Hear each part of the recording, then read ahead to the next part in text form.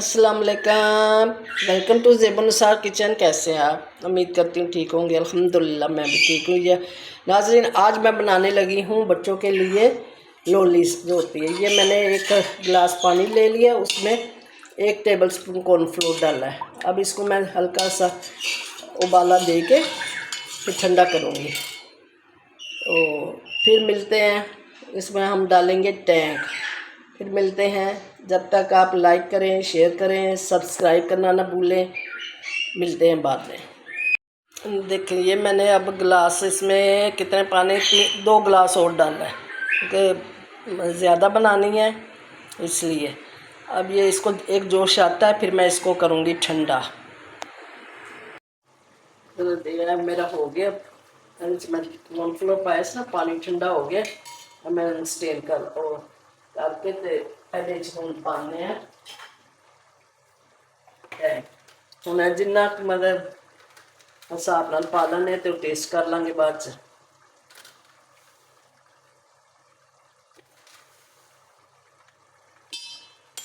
तीन पे मैं पर के पाए हैं। बिस्मिल्लाह।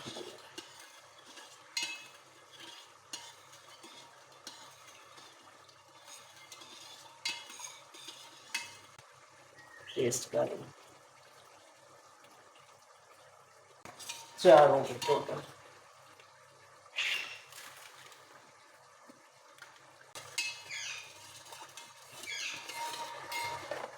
मेरे को सांचे है बीच में पा लेंगे। मेरे को 3 है, ज्यादा बच्चों की लड़ाई पेगी। 2 है वाले है, चलो कर लांगे। ਇਹਦੇ पानी मैं 4 टैंक दे पर के टेबल स्पून पा दिते है। मिक्स हो गया। हुण मैं सांचे पा दिनी है। चलो जी, मैं सांचे जेडे मेरे को है सी मैं भर ले। 2 गिलास आए, वो 2 बच गए, बाद दूसरे पा दिनी है।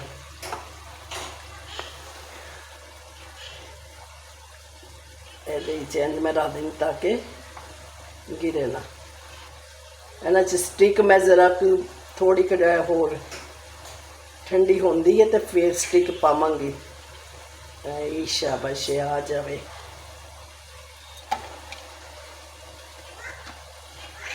चलो जी, इन्हू लगेगा ओवरनाइट क्योंकि गर्मी बहुत है इस वास्ते, दिन वाली जमेगी।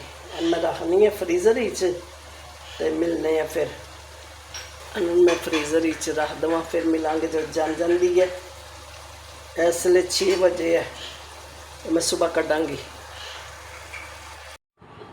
चलो जी, मेरी तो लोली हो गई है जशपोर तैयार। 2 है वे,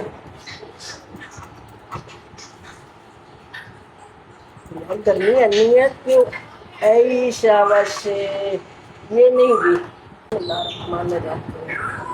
वाह, ये मेरे पास 3 ऐसी है बच्चों के लिए मैंने बनाई है, और 2 ऐसी है मैं खाधी, अच्छी मज़े दी है, बाजार वर्गा टेस्ट है। तुसी भी बनाओ तो मैंने फीडबैक देना, लाइक करना, शेयर करना, सब्सक्राइब जरूर करना।